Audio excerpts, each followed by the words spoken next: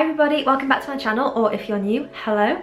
My name's Orla, and since it's Veganuary, I thought, ooh, itchy cupid's bow, I thought I would share with you some of my top tips on either how to transition to a vegan diet or maybe some just Veganuary tips in general. So let's go. Okay, so these tips will be in no particular order because my first tip would be to look online for inspiration. So for me, either Instagram or YouTube are all really good sources of either meal inspiration, where to get ingredients and things like that. I'll list now some of my favourite Instagram pages, so you can go check them out. Check them out? Check them out.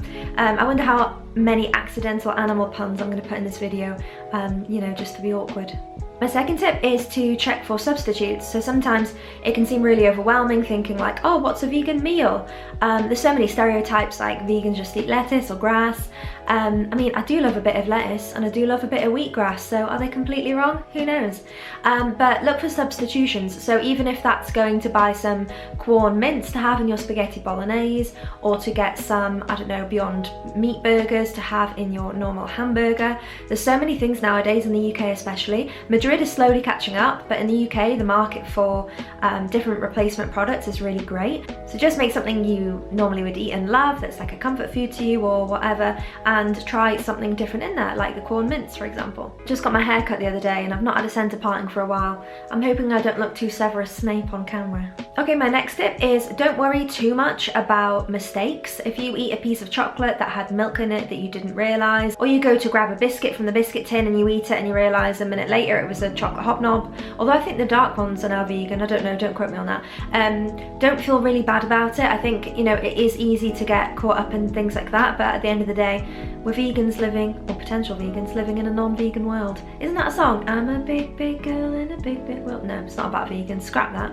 But yeah, don't be too hard on yourself because life's too short, we're all gonna die. Okay, so this will change a lot depending on what type of person you are. I know some people who watched a documentary or watched a video and went vegan overnight. For me, it was a lot slower than that. It was a real gradual... For me, it was a lot slower than that. It was a more gradual transition. So don't be afraid of that. I mean, some people are willing to go cold turkey, again, pardon the pun, and other people have to do it slowly, catch your monkey.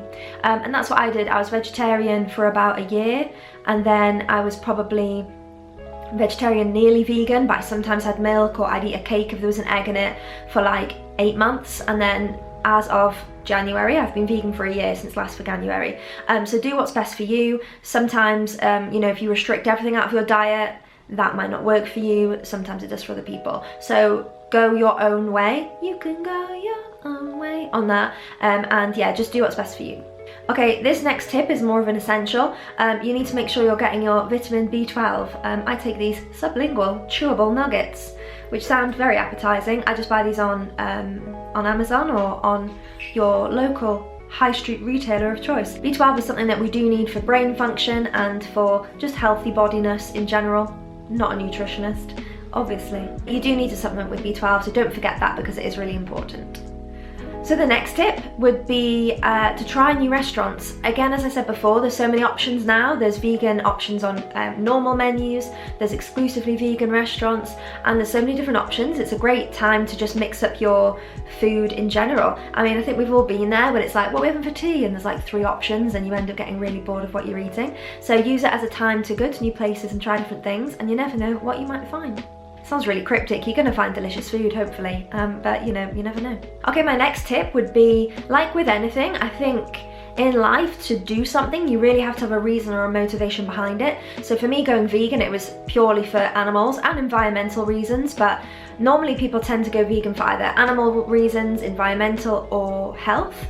For me, health was at the bottom of the list. I mean, obviously I care about my health, but I was, you know, eating a pretty healthy diet in general anyway. For me, it was animal welfare, animal rights. So I think if you find out the reason for you, which has made you curious, I mean, maybe you just want to eat more fruit and vegetables and that's why you're cutting out some meat per week. Try and find your motivation. I think it helps to keep in focus why you're wanting to do it and give you a bit more clarity, which is, you know, always a good thing. So related to motivation for me, there's some amazing YouTube channels that I follow, like Avant Garde Vegan, Earthling Ed, Live Bee, Oh, there's so many. Again, I'll pop them up on the screen here. I don't know what these jazz hands are. This is me editing me to put these screenshots up here, just so I don't forget. They've all been such a source of inspiration, whether it's like meal ideas or Earthling Ed, if you don't know, is a massive animal rights campaignist who's vegan, and he does debates, and for me watching his videos really made me realise the kind of cognitive dissonance I had between thinking, oh, I like to stroke my dog, but I'll eat a pig, and his videos are fascinating, and he's got the most calm and amazing demeanour, so definitely go check him out. The other channels I've mentioned are mainly food ones. Avant-Garde Vegan for me was the first vegan channel I saw where the food didn't have to just be, you know, smoothie bowls or salads or like health foods. Like, he recreates big burgers, steaks, like delicious food, risotto, pasta. I think there's still such a common misconception that obviously vegan food can be healthy, but you can also have all of the other unhealthy lovely things just without animal products. So yeah, give those a watch. And my last tip is, so many different types of food are accidentally vegan, but they're just not labelled with a big green vegan V sign on the front. So for example, Lotus Biscoff biscuits, Oreos, loads of different types of crisps, Lindt dark chocolate. There's so many things. So I think when you think of vegan, you think of this restrictive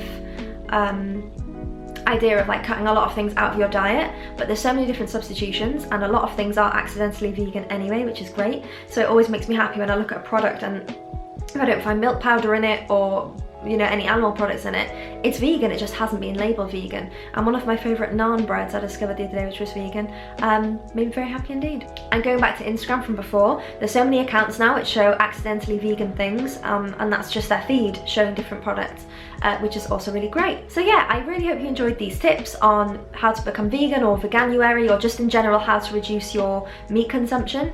I hope they were insightful and a little bit helpful, and I hope this hasn't been very rushed, because I'm off to the cinema and my phone's vibrating telling me I should probably go out on the bus right about now. So yeah, thank you very much for watching. If you're here, let me know in the comments below, are you vegan? Are you interested in a vegan diet? If you have any questions, I'm more than happy to answer them down below, and I hope to see you again soon. Thank you, bye!